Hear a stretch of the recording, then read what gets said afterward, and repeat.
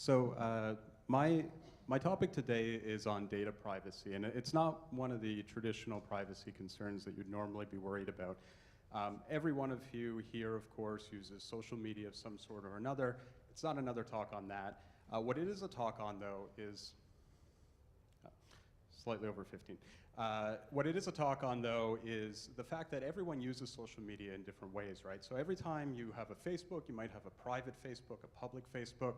You all have LinkedIn. You might have Reddit. And on all of these networks, you probably have multiple personas, right? You have your persona that your friends see, your persona that your family see, persona that somebody else sees, right? So if I'm posting on a controversial subreddit, I might use a different username than one that I post my family photos on, right? This is just the way people work. You compartmentalize things into different boxes so that your life is separate and kept apart, right? I don't want these lives of mine crossing. So I think I'm happy, I think I'm good. You know, I'm smart, I use different usernames, different email addresses, you know, I send everything through a proxy.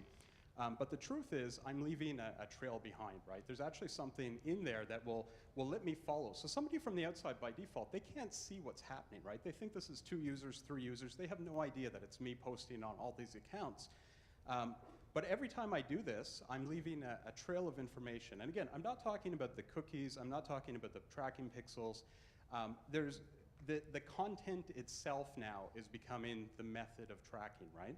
So it's no longer a world where I actually have to worry about what I'm doing to be found. I have to worry about the content itself. And I don't mean putting my home address or my real name.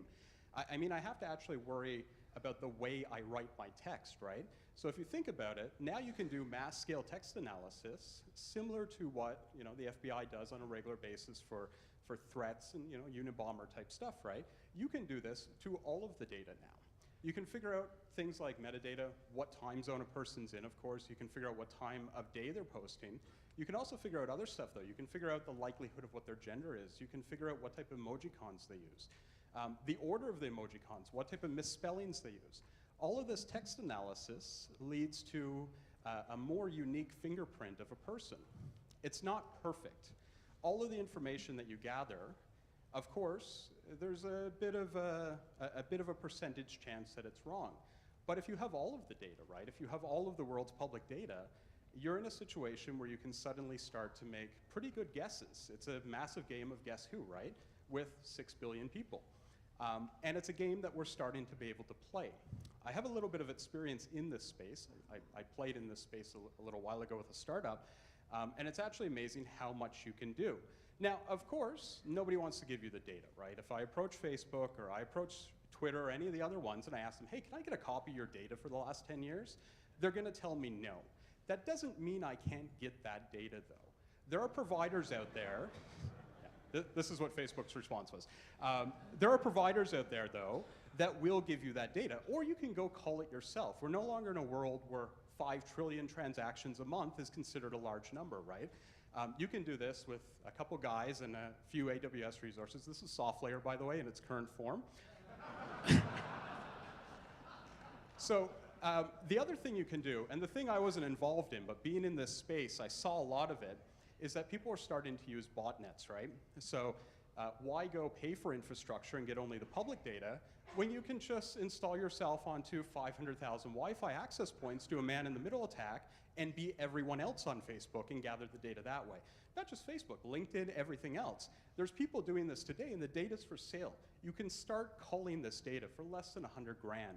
It's actually amazingly cheap for how many billions of points, trillions of points of data you can get. And you can do mass-scale text analysis and start figuring out who is who.